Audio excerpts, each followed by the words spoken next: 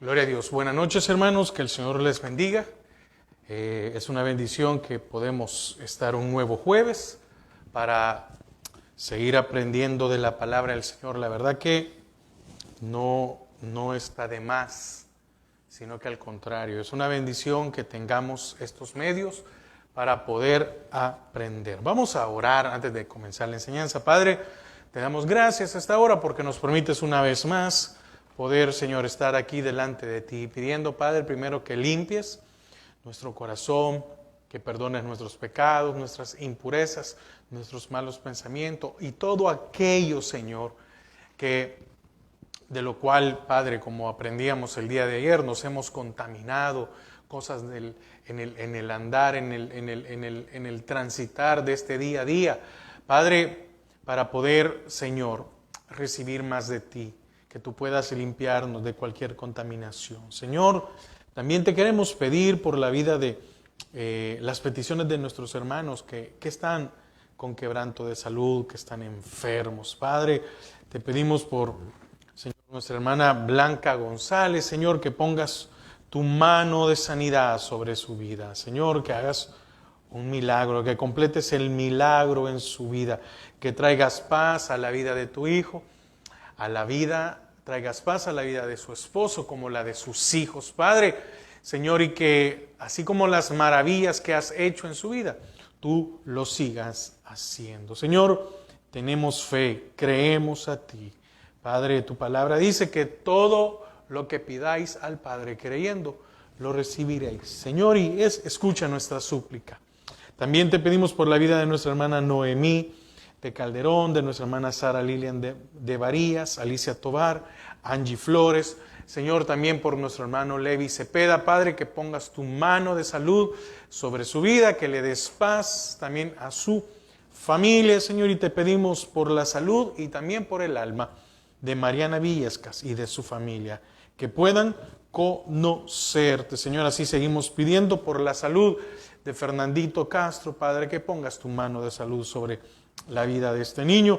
Y también, Señor, Padre, te seguimos pidiendo por la cirugía de nuestro hermano Jorge Spoon, Señor, que tú lleves todo en tus manos. Padre, te pedimos, Padre, te pido, Señor, por la vida de mis padres, que tú los bendigas, que tú los guardes, que tú los curas. Señor, así como también que tú hagas la obra, Padre, en la vida de Víctor Eduardo, Padre, en el nombre de Jesús. También de Esther María. Bendice a cada uno de mis hermanos, aquellos que escuchan la enseñanza, y Señor, y si hay alguno que no lo mencioné o no me acuerdo, Padre, pero tú los conoces, tú sabes quiénes son. Padre, bendice a nuestro pastor general, a los pastores, líderes y ayudas, Señor, de la misión, al pastor Brandon, congregación, como al pastor Don, su esposa, y la congregación, en el nombre de Jesús. Amén y amén. Amén. Bueno, vamos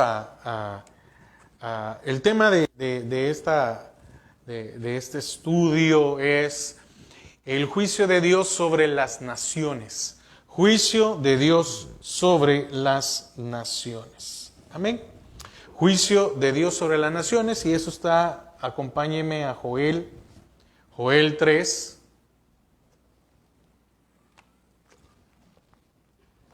Joel 3,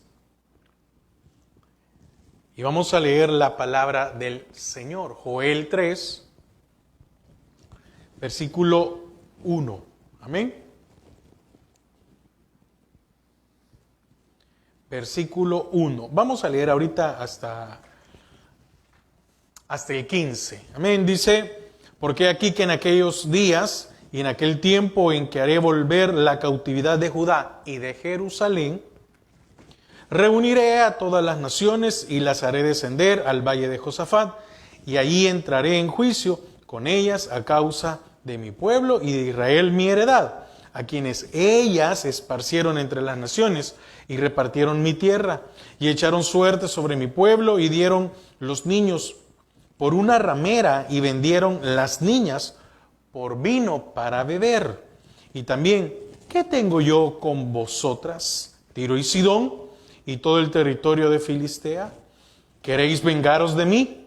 Y si de mí os vengáis, bien pronto haré yo recaer la paga sobre vuestra cabeza, porque habéis llevado mi plata y mi oro y mis cosas preciosas y hermosas, me metisteis en vuestros templos y vendisteis los hijos de Judá y los hijos de Jerusalén a los hijos de los griegos para alejaros de su tierra.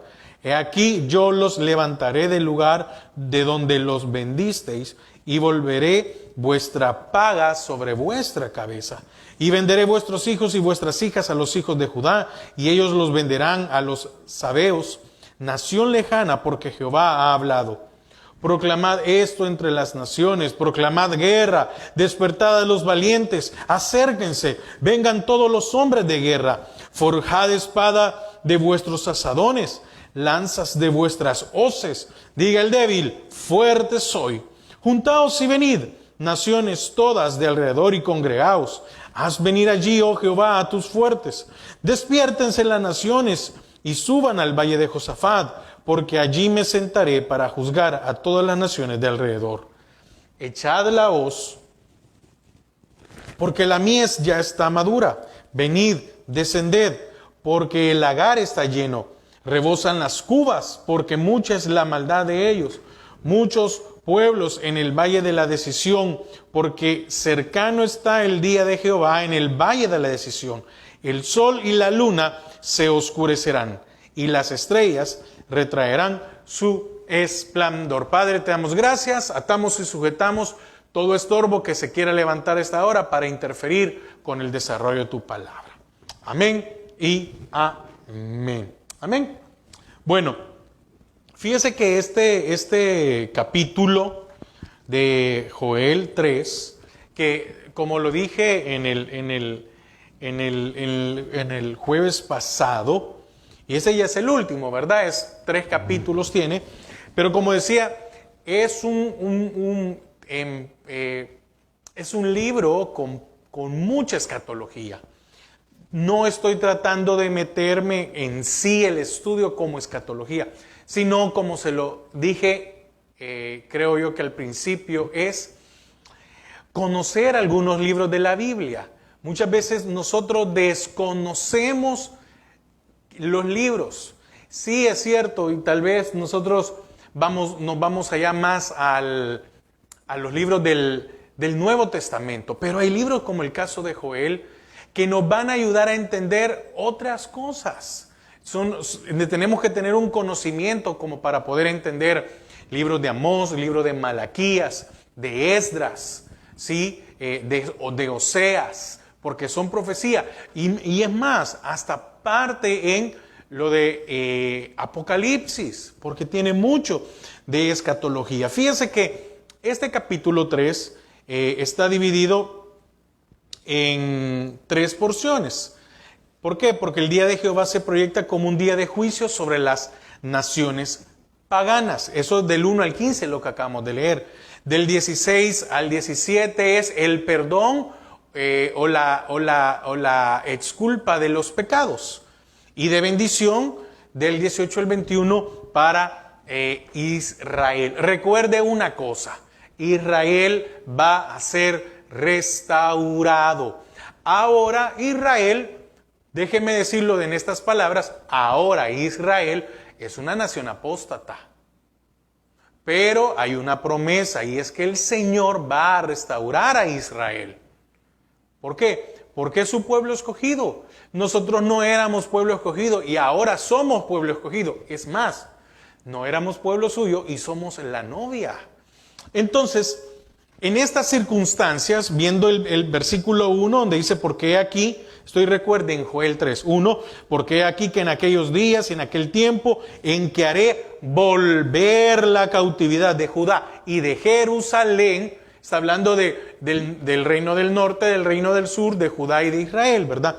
Entonces, en estas circunstancias podría decirse que Judá aún se encontraba sufriendo los estragos del cautiverio babilónico, el cual se inició con la caída de Jerusalén allá por el año 587, aproximado 587-86 antes de Cristo. Entonces, eso también haría pensar que la restauración ofrecida, que que la restauración ofrecida en las secciones anteriores aún no había sido realizada, todavía no se habían llevado a cabo. Amén. Y fíjese que aquí hay algunas cosas que deberíamos de considerar, porque tomando como base la traducción de la Reina Valera, oiga, dice, podríamos hablar de esto de la paga, sería si la plaga de langostas solo ha servido como una representación simbólica profética del ejército enemigo que conquistó al pueblo judío, causando su destrucción total, ¿verdad? La ciudad, el templo y la vida nacional. Ya lo vimos eso, ya lo estudiamos. O si acaso fue un instrumento de castigo en las manos de Dios. Entonces, también podríamos considerar que para Joel los estragos ocasionados por esta plaga de langosta era castigo más que suficiente para Israel, porque recuerde, lo vimos, cómo fue llevando todo, ¿verdad? Cómo hubo una destrucción total. Entonces, en otras palabras, podríamos ver aquí que Israel, voy a hablar Israel como todo. Sí, porque algunos van a decir, es que, hermano, una cosa era el reino de Israel y el otro era el reino de Judá. Sí, yo sé, pero ahorita estoy hablando en un conjunto, como toda la tierra, como toda la nación, como tal. Entonces, en otras palabras, podríamos decir que Israel ya había experimentado su propia versión del día de Jehová. Y entonces, así como Dios ya había juzgado a su pueblo y le había dado una corrección, un castigo, con el correr del tiempo juzgaría a las naciones paganas y perdonaría al pueblo de Israel, al pueblo escogido. En otras palabras, tal vez para darme un poco más a entender a lo que estoy diciendo, es que si el Señor había corregido a Israel, le estaba diciendo a las naciones paganas, si a mi pueblo escogido lo he hecho pasar por esto, ¿qué cosas más fuertes no haré con ustedes? Porque habla de ser destruido. Israel no fue destruido. Israel fue castigado. Ahora, imagínense qué bendición, y déjeme ponerlo de esta manera, es que usted y yo ahora somos hijos del Señor, porque dice que a quien ama corrige, no destruye. Van a ser destruidos aquellos que se levantaron y dijeron, no. No creemos. ¿Cuánta gente habla el día de hoy, verdad? Que no, Dios no existe. ¿Cuánta gente se burla? Hablan de Jesús como el colocho y como no sé qué, y hace un montón de cosas y uno dice, Dios mío, si a uno que Dios corrige cómo le va en la vida, ¿cómo será el castigo? Bueno, la palabra lo dice, pues, ahí dice, ¿verdad? Ahí será el crujir y el llorar, el crujir de dientes y un fuego que nunca se acaba. Estamos hablando de la muerte segunda. Entonces, igual, como dije en algunas ocasiones, para los israelitas, ese era como el pensamiento original del día de Jehová. Cuando dice en el versículo 1, porque aquí en aquellos días y en aquel tiempo, no es un tiempo definido, no era como decir, tal día, en tal año. Es como ahora, nosotros no sabemos cuándo va a ser la venida del Señor, no sabemos en qué tiempo. Es decir, todo se saben a partir de que el Señor venga, pero ahorita no sabemos nada. ¿Está bien? Entonces, simplemente podríamos apuntar hacia el momento cuando Jehová decida actuar en favor de los santos, de sus escogidos, así como dice Joel 2:32. Y todo aquel que invocar el nombre de Jehová será salvo, porque en el monte de Sión y en Jerusalén habrá salvación, como ha dicho Jehová, y entre el remanente, el cual él habrá llamado. Ahora, ¿qué está hablando aquí? Está hablando de que va a restaurar la cautividad a la cautividad a Judá y a Jerusalén. Va a restaurar el bienestar. Va a cambiar, déjeme ponerlo entre comillas, la suerte que han tenido, ¿verdad? Va a cambiar la situación, el momento. Entonces, algunos dicen como el cambio de fortuna, ¿verdad? O que lo que está diciendo es que las cosas iban a mejorar para Judá como parte de una restauración en sus vidas. Iba a llegar ese tiempo en el cual el Señor iba a pasar cuenta, se iba a acabar el castigo o pongámoslo en este momento, el cautiverio que tenía Judá y Jerusalén, y que los iba a exculpar de sus pecados, los iba a justificar, los iba a perdonar. Y ahora iba a venir el juicio, y eso sabemos que también va a suceder. Ahora, para que este cambio se dé y que este cambio sea lo mejor, Dios dice que va a traer juicio a las naciones paganas y que va a perdonar al pueblo escogido. Amén. Entonces, haré volveré la cautividad de Judá y de Jerusalén. Reuniré a todas las naciones y las haré descender al valle de Josafat, y allí entraré en juicio con ellas a causa de mi pueblo y de Israel, mi heredad, a quienes ellas esparcieron entre las naciones y repartieron mi tierra. Entonces, fíjese que cuando habla de reunir a todas las naciones, mire qué interesante, esto lo lleva en un sentido de juicio. Y esta idea se respalda con el hecho de descender al valle de Josafat. Sofonías 3:8. Sofonías 3:8.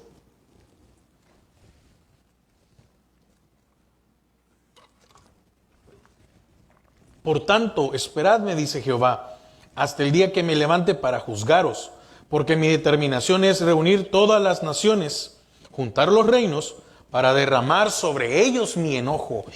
Hermanos, ¿entiende usted que el Señor nos libró de esto? ¿Entiende usted de que en el simple hecho de que nosotros vamos a ser llevados antes de la tribulación? Amén. La iglesia es llevada antes de la tribulación. El que se queda aquí y el que es salvo post tribulación es el reino. Amén. Amén. Eso lo hemos estudiado, lo hemos visto en doctrina básica, para que usted no sea llevado. Hay muchos que están hablando hoy de post-tribulación. Lo que pasa es que no se tiene el conocimiento. Amén. Pero bueno, sigamos. Para derramar sobre ellos mi enojo, todo el ardor de mi ira, por el fuego de mi celo será consumida toda la tierra. Hermano, no, mire, es que solo los reinos de allá, del Medio Oriente, o solo los reinos, aquellos que están alrededor de Israel. Hermanos, Sofonía 3:8, ¿de qué habla? De toda la tierra. Es algo que nosotros como iglesia no lo vamos a pasar. Entonces, algunos dicen que no es específicamente a un lugar geográfico, ¿verdad? Como lo que acabo de decir, sino a la acción del juicio de parte de Dios para todos. No solo, como le digo, repito, no solo es esa parte, porque Sofonías 3:8 es bien claro. Lo repito otra vez, la última parte.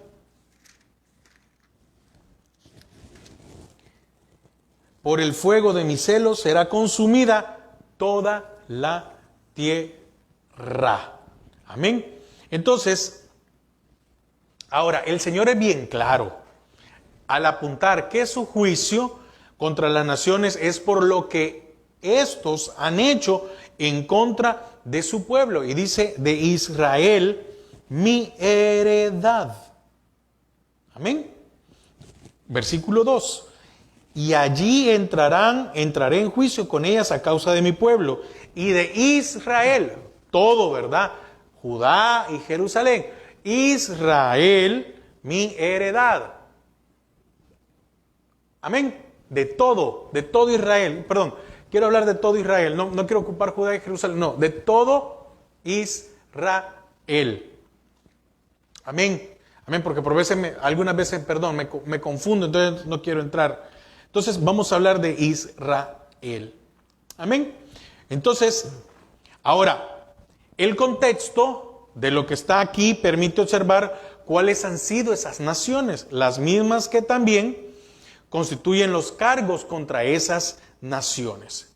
Porque habla de que esparcieron entre las naciones al pueblo judío y luego se repartieron la tierra de Israel. Entonces, esa fue una realidad que vivió el pueblo hebreo, una realidad amarga porque tuvo que haber sido difícil, que la vivió en dos ocasiones principales. Primero, cuando Asiria invadió y conquistó a Israel, el reino del norte, aproximado en el año 722 o 721 antes de Cristo, y eso está en segundo libro de Reyes 17 del 1 al 41. Y cuando Babilonia invadió a Judá, el reino del sur, en el año 587-86, y destruyó totalmente la ciudad y el templo. ¿Dónde está esto? Segundo libro de Reyes 25 del 1 al 21 y Jeremías 52 del 28 al 30. Entonces, después de ser conquistados, en ambos casos, el pueblo judío fue deportado. Entonces, su territorio fue ocupado por otras gentes o dividido entre otros pueblos. Recuerde que aquí habla de Tirón y de Sidón, de Tiro y de Sidón, de Tiro y de Sidón, y habla de Filistea. Ahora, ¿qué son los filisteos? ¿Qué significa filisteo? Extranjero, que no eran de la invasores, que no eran de la ciudad. ¿Quiénes son los filisteos al día de hoy? Los palestinos. Pero eso es para que usted tenga un dato, ¿verdad? Al día de hoy, ¿con quién más problemas tiene Israel? Viéndolo en la parte geográfica.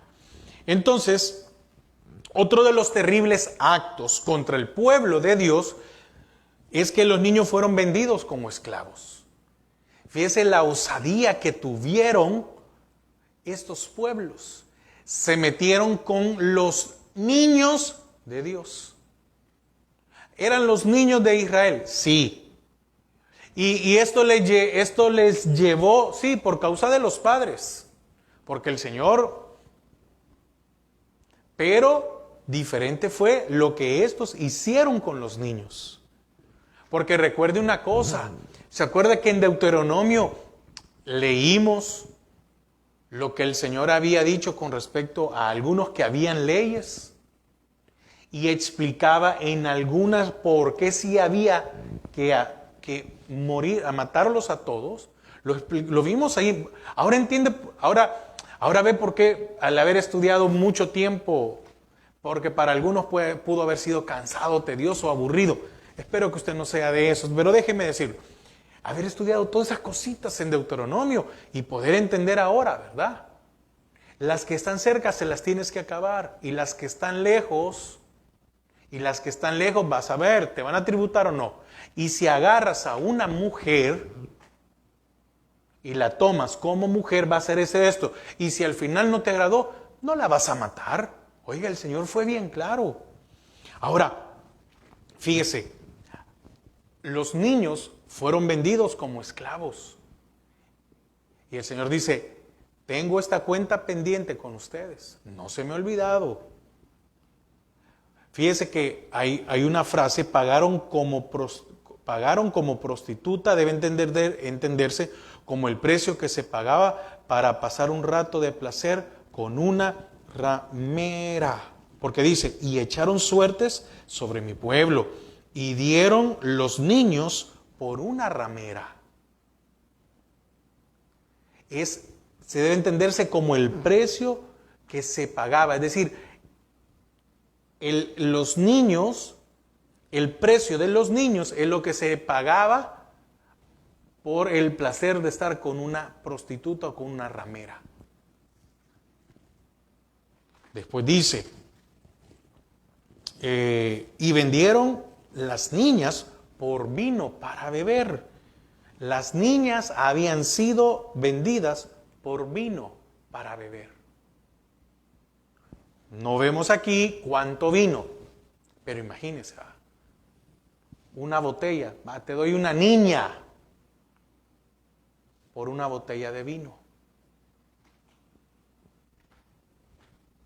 ¿Qué podría costar un vino? Si uno muchas veces puede ver botellas de vino de $4 o $5, ¿qué habrá costado? La idea general es que la venta de los niños era por cualquier cosa. Como quien dice, ¿verdad? No valen nada. Oiga, se metieron con los niños de Dios. Ay, hermano, ¿usted puede entender esto? No puedo mencionar algunas cosas porque lo quieren censurar a uno, pero imagínese, ya lo vamos a ver más adelante, quiere decir que todo aquel que se valió de un niño, ¿verdad? Porque más adelante lo vamos a ver que Dios no es un Dios injusto y que todas las injusticias se pagaron y se van a pagar. Ahora, debemos de entender que esta práctica era común en aquellos pueblos, ¿sí? De aquel tiempo. ¿Por qué? Porque ellos no tenían moral. Ellos no había una ley que los rigiera, no había un Dios al que le tenían que dar cuentas. Y aunque estos pueblos paganos lo hicieran, aquí estamos viendo de que Dios no aprobó nunca esto.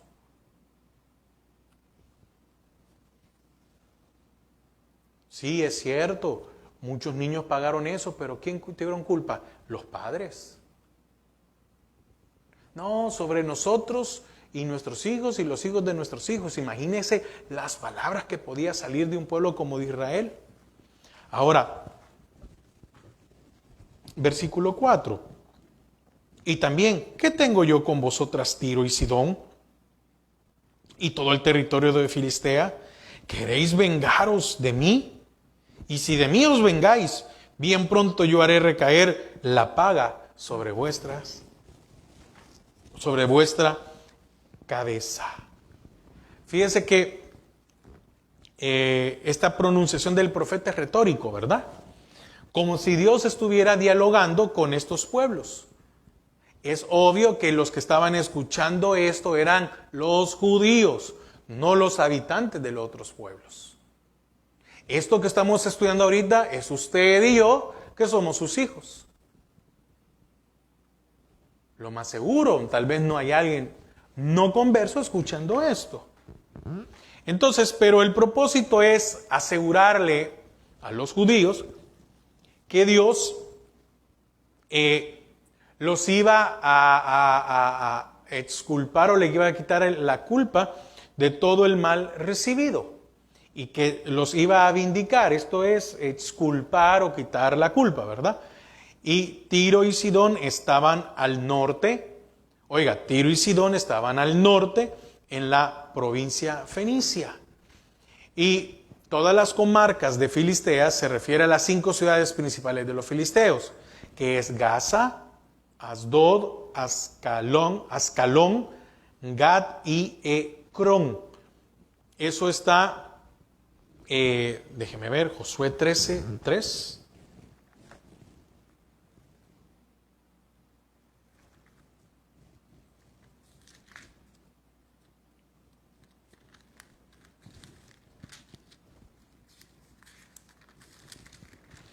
Josué 13:3.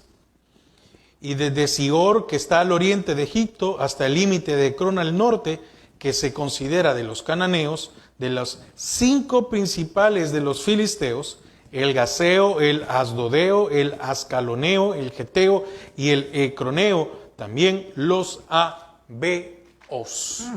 Amén. Y también primer libro de Samuel 6:17. Ahora, dice el Señor, ¿queréis vengaros de mí? Alude a cualquier acción que estos pueblos quisieran tomar en contra del pueblo de Dios. Quiere decir que lo que le hicieran al pueblo de Dios se lo estaban haciendo a él, ¿verdad? Y eso es lo que él está hablando. Entonces, en el pasado ellos habían actuado mal. Bueno, al tiempo de hoy, ¿verdad? Entonces, le dice en el versículo 5, oiga, porque habéis llevado mi plata y mi oro, y mis cosas preciosas y hermosas metisteis en vuestros templos. Habían actuado mal, habían llevado, dice, habéis llevado mi plata y mi oro, y vendisteis a los hijos de Judá, versículo 6, y vendisteis los hijos de Judá y los hijos de Jerusalén a los hijos de los griegos para alejarlos de su tierra. Quiere decir que el Señor tenía ahí las cuentas pendientes, ¿verdad? O tiene las cuentas pendientes. Entonces, esto probablemente es una referencia histórica que puede ser tomada al tiempo en de cuando los babilonios conquistaron Judá. Y estos pueblos también se aprovecharon de lo vulnerable de los judíos. ¿Qué quiere decir esto? Bueno, ¿por qué no está diciendo directamente con los babilónicos? Sino que le está hablando a Tiro, Sidón y a las ciudades filisteas. Miren, cuando llegó Babilonia y los cautivó y los llevó, ustedes, viendo la vulnerabilidad que tenían allí, entraron a hacer todavía mal. Esto es lo que le está diciendo, ¿verdad? Y por lo que se puede ver, no se aprovecharon no de una, sino varias veces. Así que todavía estaban, la gente había, tal vez lo que pudieron, tal vez alguno escapar o algo, y cuando regresaron llegaron esos todavía a barrer lo que había quedado, pues. Y habla y dice, oiga, y algo muy importante, y vendisteis los hijos de Judá y los hijos de Jerusalén a los hijos de los griegos para alejarlos de su tierra. Aquí parece que no hace referencia al imperio de Alejandro el Grande, ¿verdad? Porque recuerde que después fueron invadidos, y recuerde que el Nuevo Testamento está escrito en griego. Entonces esto se debe a aquella conquista que se hizo, y entonces en el cual predominó este lenguaje, ¿verdad? La conquista de Alejandro Grande pareciera que es aproximadamente del 332 antes de Cristo. No tengo una fecha exacta, pero no es eso, sino que entonces cuando está hablando aquí, cuando está hablando aquí de los griegos, se refiere a grupos de tratantes de esclavos de esos lugares, gente que se dedicaba a la compra y a la venta de esclavos. Entonces, habían estos tratantes que eran griegos, que compraban esclavos, y estos pueblos lo que hicieron fue que a los que habían quedado allí, sacaron algo de ellos. Oiga, repito otra vez. Porque habéis llevado mi plata y mi oro y mis cosas preciosas y hermosas metisteis en vuestros templos, y vendisteis los hijos de Judá y los hijos de Jerusalén a los hijos de los griegos para alejarlos de su tierra. Los vendieron como esclavos. Entonces, oiga, el Señor está diciendo, ¿verdad? Porque una profecía, lo que le venía a todos estos pueblos. Te metiste con lo que no debías de haberte metido.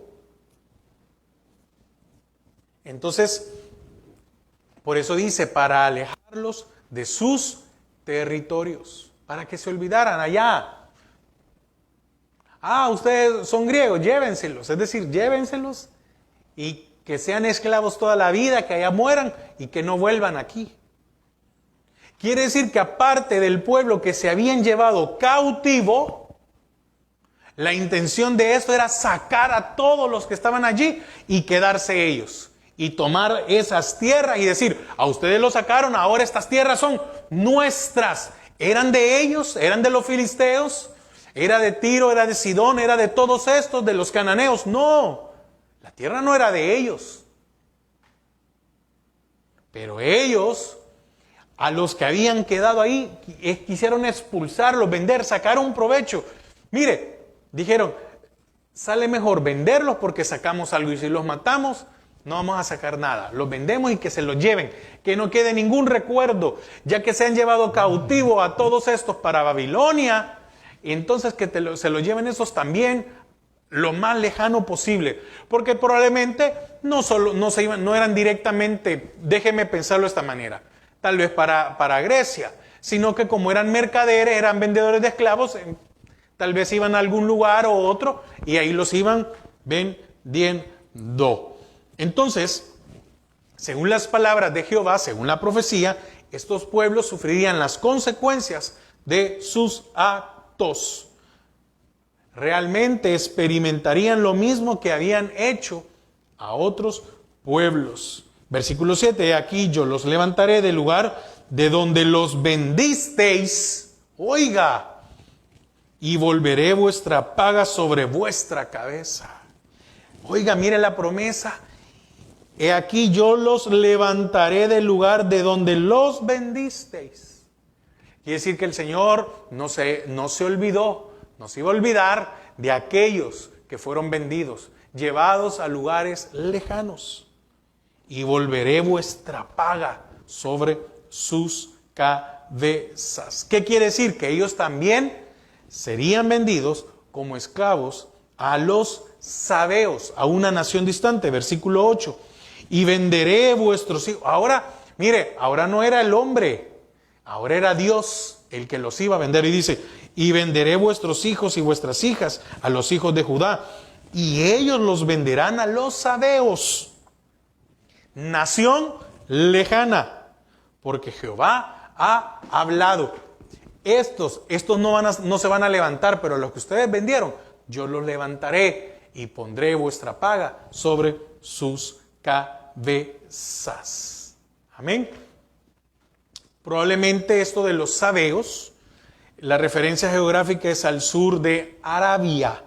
Jeremías 6:20, primer libro de Reyes 10:2, Ezequiel 27, 22 y 23. Y cuando dice porque Jehová ha hablado, es el sello de autoridad de la revelación divina. ¿Por qué? Porque ese es un mensaje con autoridad. Tiene la certeza de cumplirse porque es Dios quien lo dijo. Es Dios quien lo pronunció. Increíble, ¿verdad? Mire qué interesante esto. ¿Por qué? Porque Dios es justo. Y si alguien se levantó con nosotros, y si alguien nos puso en una situación, una posición, se valió de nuestra circunstancia, se valió de nuestra desgracia, pues, en otras palabras. Mire, ¿qué dice el Señor? Mía es la venganza. Por eso es que usted y yo no nos tenemos que levantar, no tenemos que hacer nada. Porque dice, perdónalo y vas a poner ascuas sobre su cabeza. Yo voy a pasar cuentas. Ahora, del 9 al 15, proclamad eso entre las naciones, proclamad guerra, despertad a los valientes, hacer que se vengan todos los hombres de guerra, forjad espadas de vuestros asadones, lanzas de vuestras hoces. Diga el débil, fuerte soy. Juntaos y venid, naciones de alrededor, y congregaos. Haz venir allí, oh Jehová, a tus fuertes. Despiértense las naciones y suban el valle de Josafat, porque allí me sentaré para juzgar a todas las naciones de alrededor. Echad la hoz, porque la mies ya está madura. Venid, descended, porque el lagar está lleno, rebosan las cubas, porque mucha es la maldad de ellos. Muchos pueblos en el valle de la decisión, porque cercano está el día de Jehová, en el valle de la decisión. y el sol y la luna se oscurecerán y las estrellas retraerán su esplendor. Ahora, en los versículos del 9 al 15 se proyecta la imagen de lo que pudiera considerarse como la última batalla entre Jehová y las naciones enemigas de Israel, en donde dice: me voy a acabar a todos. Entonces, ahorita no nos vamos a meter si esto es una batalla militar literalmente, la descripción, ¿verdad? O se está hablando del juicio final, o estamos hablando de lo apocalíptico. Recuerden, no me quiero meter en escatología, es conociendo el libro. Amén. Pero que el Señor los va a hacer pedazos, los va a hacer pedazos. Sí. Un comentarista dice: todo parece indicar que esto último es esto último lo que el profeta tiene en mente, ¿verdad? El juicio final. Mayormente si se toma como base el hecho de que no hay nada que los ejércitos humanos puedan hacer en contra de Jehová, el Dios Todopoderoso. Amén. Entonces probablemente por allí es que deben dar. Ahora, dice: proclamad esto entre las naciones. Versículo 9. Ahora, es una invitación para que las naciones enemigas se reúnan con sus ejércitos y se preparen para la guerra. El Señor les está diciendo: únanse todos. Les voy a dar la oportunidad que todos se unan porque van a pelear contra mí. Y pareciera, ¿verdad?, que está incluyendo a todas las naciones de alrededor. Inclusive a aquellas que no han actuado directamente contra el pueblo escogido, pero que igualmente deseaban o buscaban su destrucción. Imagínense, ¿cuántas naciones no están cerca de Israel? ¿Sí? Pero desean que Israel sea destruido. ¿Cuántas naciones al día de hoy no se levantan contra Israel porque Dios no lo permite, pero quisieran mandar y destruirlo todo?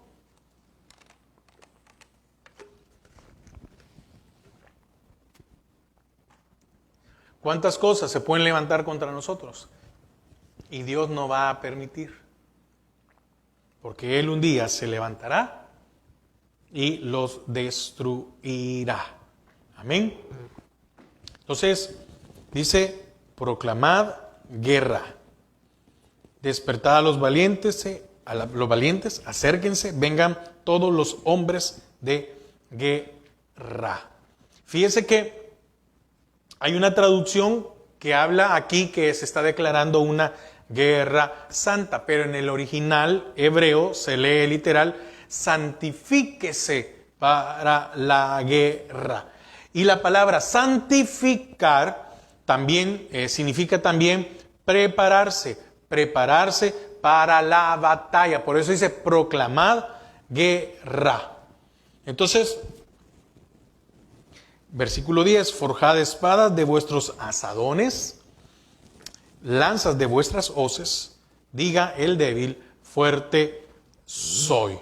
Amén. Fíjese que aquí es diferente a lo que podemos encontrar en otros profetas, porque aquí sí es una invasión deliberada de la oferta de paz, probablemente para dirigirse a las naciones enemigas. Es decir, aquí no va a haber oferta de paz. Aquí ya no hay oferta de paz, aquí hay destrucción. Y hay algunos que dicen que esto es para prepararse para la guerra, ¿verdad? Pasar la voz. Es decir, que era de que todos se fueran teniendo conocimiento de lo que iba a venir. Ahora, diga el débil, soy valiente, habla de un llamado a todos para que tengan valor para la batalla. Ahora, la diferencia es, diga el débil, ¿por qué? Por todo lo que habían pasado. Pero es que ahora el Señor era el que iba a ir delante, el que iba a pelear por ellos. Diga el débil, soy valiente. ¿Por qué? Porque las naciones enemigas iban a necesitar contar con el mayor número posible de soldados. Y aún así, sin importar el número que se levantara, ¿verdad?, no van a poder contra el Señor. Porque dice en el 11, juntad y venid, naciones todas de alrededor, y congregaos. Haz venir allí, oh Jehová, a tus fuertes.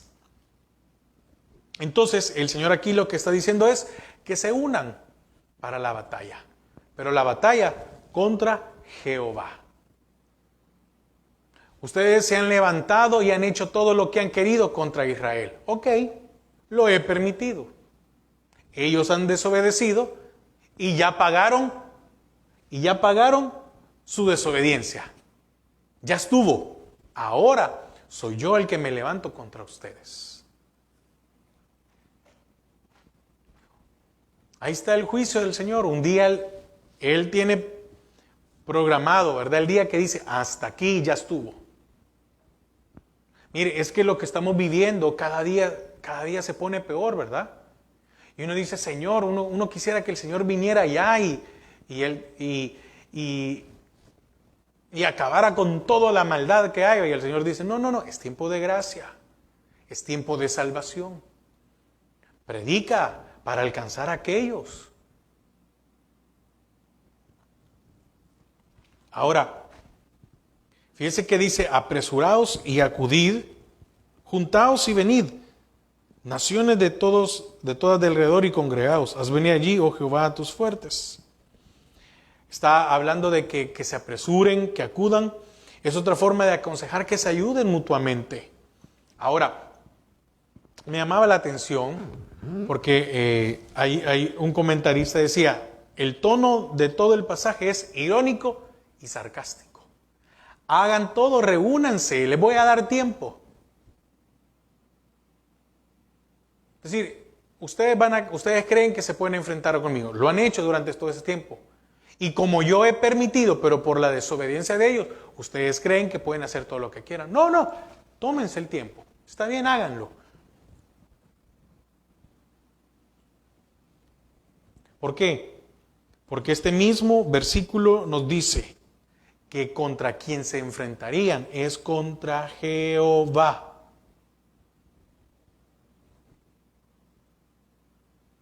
Amén. ¿Y qué pasaría con esto? Que Dios iba a acabar con estos enemigos. Por eso es que algunos consideran que es el propósito final para convocar a todas las naciones para el juicio, ¿verdad? La batalla es la manera como se expresa el juicio. Ahora, la figura que se usa para hablar de la extremada maldad o la extrema maldad de las naciones paganas y por lo cual serán juzgadas es la de una cosecha. Dice versículo 13. Bueno, el 12 lo leo, despiértense las naciones y suban al valle de Josafat, porque allí me sentaré para juzgar a todas las naciones de alrededor. Y dice, oiga el 13, mire qué interesante esto. Echad la hoz, porque la mies está madura. Venid, descended, porque el lagar está lleno. Rebosan las cubas, porque mucha es la maldad de ellos. Ahora, aquí se ocupa la figura de la cosecha, amén, la figura de la cosecha para hablar de la extrema maldad de las naciones paganas, por la cual van a ser juzgadas. ¿Qué está diciendo? Bueno, dice, meted la hoz, era con el que se corta, porque el grano ya está maduro. Ahora, ¿qué quiere hablar aquí? Porque también, ¿verdad?, habla de la abundancia del vino, y esto se aplica al hecho de que es mucha la maldad de ellos. Ambas son figuras de juicio. Para poder verlo, Isaías 63,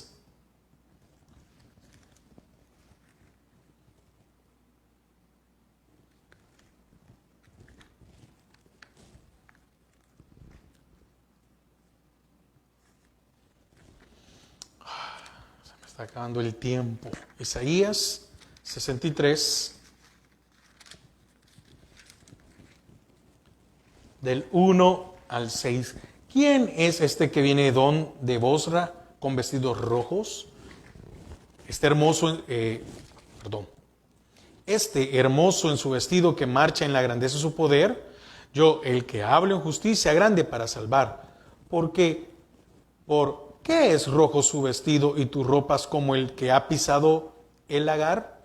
He pisado yo solo el lagar, y de los pueblos nadie había conmigo. Los pisé con mi ira y los hollé con mi furor, y su sangre salpicó mis vestidos y manché todas mis ropas. Porque el día de la venganza está en mi corazón y el año de los redimidos ha llegado. Miré y no había quien ayudara, y me maravillé que no hubiera quien sustentase. Y me salvó mi brazo y me sostuvo mi ira. Y con mi ira hollé los pueblos y los embriagué con mi furor y derramé en tierra su sangre. Amén. Mire qué increíble, ¿verdad? Entonces, el pensamiento general o la idea general también puede ser que las naciones paganas ya están maduras o listas para la siega, es decir, ya están listas para ser juzgadas, es decir, ya llegó a ese tope. Entonces, donde había que hacer que pasar y cortar. Por eso dice, echad la hoz, porque la mies ya está madura. Está ocupando esta figura, ¿verdad? Para pasar el juicio sobre ellos. Amén. Entonces, así las multitudes están en el valle de la decisión, el lugar donde Dios dará su veredicto. Entonces, la figura es igualmente simbólica a la presentada con el valle de Josafat.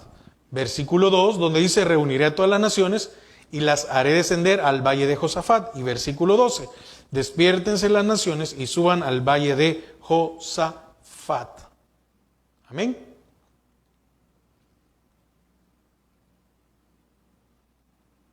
Amén. Solo déjenme, creo que me comí algo.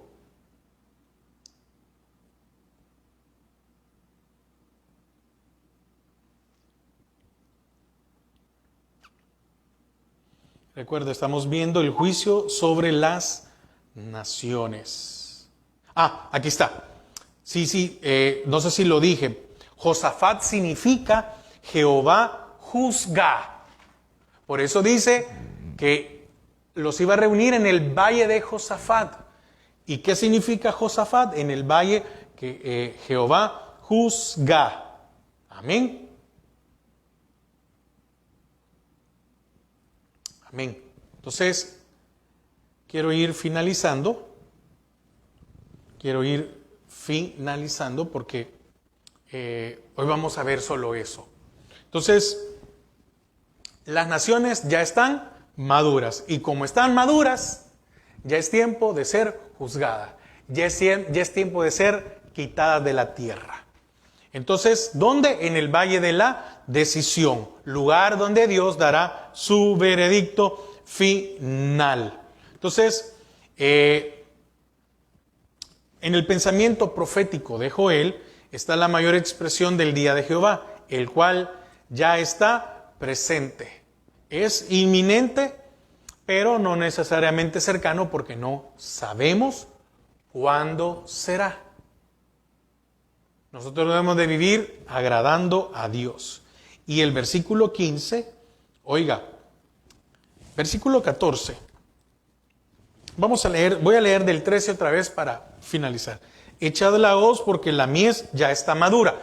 Recuerde, cuando está hablando aquí de echad la hoz porque la mies está madura, está hablando del juicio de las naciones. Diferente es cuando la mies es mucha y los obreros son pocos. No, son dos cosas muy diferentes. Aquí se está refiriendo a que la maldad ya llegó a su límite y ahora había que ser cortada. ¿Dónde? En el valle de Josafat, que es el valle de la decisión. Dice, echad la hoz porque la mies ya está madura, venid, descended porque el lagar está lleno, rebosan las cubas, porque mucha es la maldad de ellos. Muchos pueblos en el valle de la decisión, porque cercano está el día de Jehová en el valle de la decisión. Y oiga el 15, el sol y la luna se oscurecerán y las estrellas retraerán su esplendor. Amén. Sí, está hablando de algo escatológico. Sí, está hablando de algo profético. Amén. Sí, repito otra vez, no me estoy metiendo en eso porque tendríamos que ver las demás profecías, a dónde nos lleva la parte de Apocalipsis. Recuerde, el interés mío es que entendamos esta parte, conocer a este profeta, conocer lo que el Señor quiere. ¿Para qué? Para que cuando ya se hable de la escatología de Apocalipsis, tengamos un mejor conocimiento. Ya no estamos hablando, no, ya entendemos algo de Joel. Entonces, estamos hablando de la mayor expresión con respecto a día de Jehová, el día de Jehová, que es juicio. Para Israel siempre era el día de Jehová, el Señor se levanta y nos defiende, pero llegó un día de Jehová para ellos. Entonces, recuerde una cosa, si nosotros desobedecemos, va a venir un día de Jehová para nuestras vidas. La diferencia es que va a ser para corrección, no para destrucción. Pero cuando el Señor se levante contra aquellos, contra las naciones paganas, no va a ser para corrección, va a ser para destrucción. Podemos entender de dónde nos sacó el Señor, porque nosotros no éramos Israel, no éramos olivo natural, sino que dice que olivo silvestre y nos injertó, nos sacó de esa gran condenación. Porque ¿qué está hablando del día de Jehová? Significa el juicio para las naciones paganas. Por cuanto todos pecaron, estaban destituidos de la gloria de Dios. Quiere decir que si el Señor no nos hubiera dado salvación, ese juicio iba a caer sobre nuestras vidas. Esa condenación de la cual usted y yo hemos sido libres. Amén. Hay un juicio. Pero mientras llegue ese juicio, nosotros debemos de vivir santificados. Debemos de vivir consagrados. Y hermanos, y mientras llegue ese juicio, tenemos tiempo para alcanzar a otros. No nos quedemos, no nos enfriemos, no nos acomodemos en eso. Prediquemos su palabra, que nuestras vidas sean testimonio para otros. Porque viene un juicio. Ahora, termino con esto.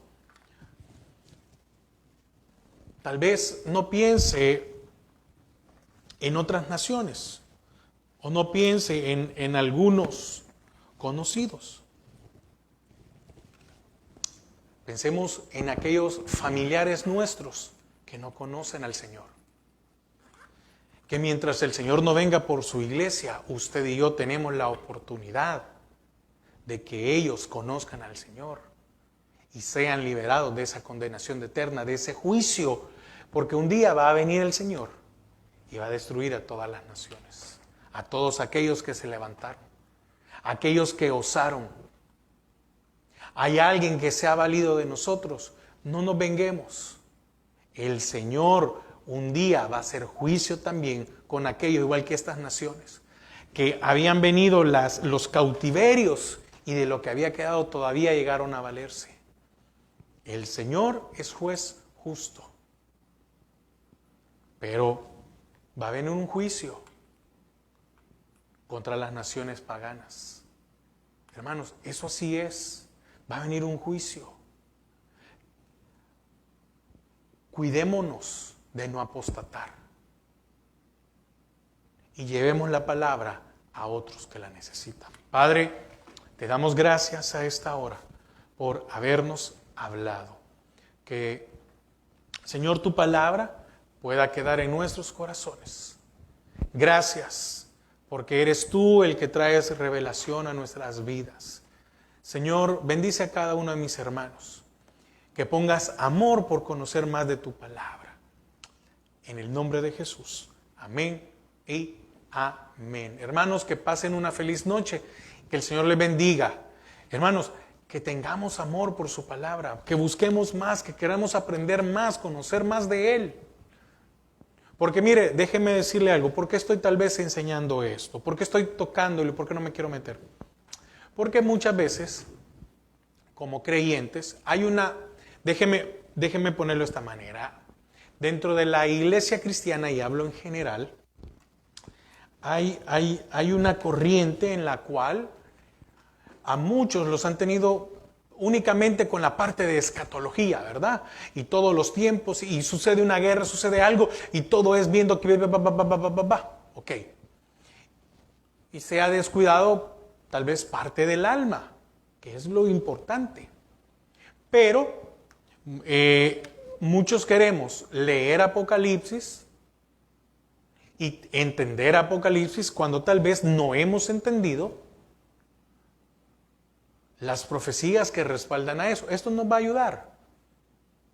Vamos a meternos a estudiar escatología. Vamos a aprender más. Pero es necesario ir entendiendo algunas cosas. Mire, muchas cosas entendemos hoy, como en el caso de Joel o en el caso de Esdras. ¿Por qué? Porque hemos entendido parte de la ley. No la hemos estudiado toda. Hemos entendido parte de la ley en Deuteronomio, que nos ayuda ahora. Así que el Señor le bendiga. Y que amemos y que deseemos más entender su palabra. Pase feliz noche y Dios me los bendiga.